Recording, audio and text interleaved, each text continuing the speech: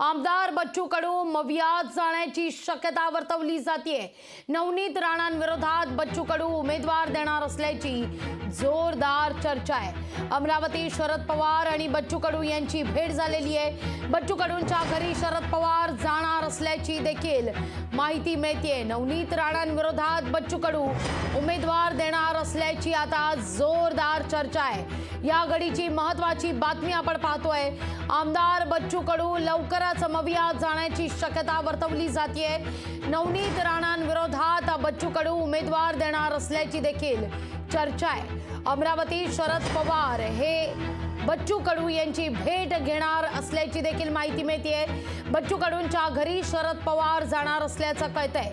नवनीत राणांविरोधात बच्चू कडू उमेदवार देणार असल्याची आता शक्यता वर्तवली जाते। अधिक माहिती घेण्याकरता थेट जाऊया अमरावतीला आमचे प्रतिनिधी सूरज दहाट यांच्याकडे।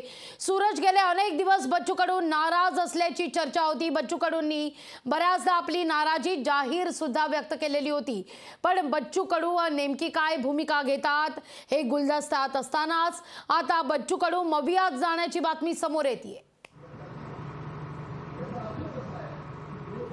लाखवी, आपण जर पाहिलं तर राष्ट्रवादी काँग्रेसचे जे अध्यक्ष आहे शरद पवार हे आजपासून दोन दिवस अमरावतीच्या दौऱ्यावर आहे। यामध्ये जर पाहिलं गेलं तर सातत्याने महायुती सरकारमध्ये ते बच्चू कडू आहेत आणि बच्चू कडू नाराज असल्याची या ठिकाणी चर्चा होती। मात्र जर पाहिलं गेलं तर उद्याला आमदार बच्चू कडू यांचे जे निवासस्थान आहे अमरावती जिल्ह्यातील कुरळ पूर्णा या ठिकाणी शरद पवार हे बच्चू कडू यांच्या निवासस्थानी कुरळ पूर्णा येथे जाणार आहे आणि त्याच ठिकाणी बच्चू कडू आणि शरद पवार यांची एक महत्त्वाची राजकीय या ठिकाणी चर्चा होणार आहे, राजकीय भेट हे होणार आहे। त्यामुळे या भेटीकडे अतिशय महत्त्वाचं, या भेटीकडे सर्व राजकीय क्षेत्राचं लक्ष लागलेलं आहे। कारण का जर पाहिलं गेलं तर बच्चू कडू हे महाविकास आघाडीमध्ये सहभागी होऊ शकतात आणि बच्चू कडू यांचे जे संभावित उमेदवार आहे रवींद्र वैद्य यांना बच्चू कडू हे रिंगणात उतरण्याची बच्चू कडू यापूर्वी घोषणा केलेली होती। नवनीत राणा यांच्या विरोधात त्यांनी घोषणा केलेली होती। मात्र आपण जर पाहिलं तर अमरावती लोकसभा मतदारसंघ हा अनुसूचित जातीसाठी राखीव आहे आणि त्यांचे बच्चू कडू यांचे उमेदवार आहेत जे रवींद्र वैद्य, त्यांना बच्चू कडू निवडणूक लढू शकतात आणि ह्या अमरावती मतदारसंघ जो आहे तो राष्ट्रवादी काँग्रेसच्या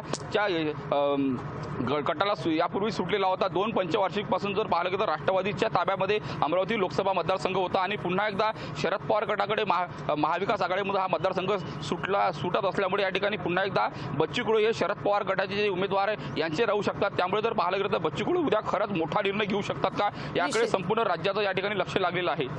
निश्चित सूरज, धन्यवाद तुम्ही दिलेल्या एकूणाच्या सविस्तर माहिती करता। लोकशाही मराठी ऐका, पहा, जागरूक रहा।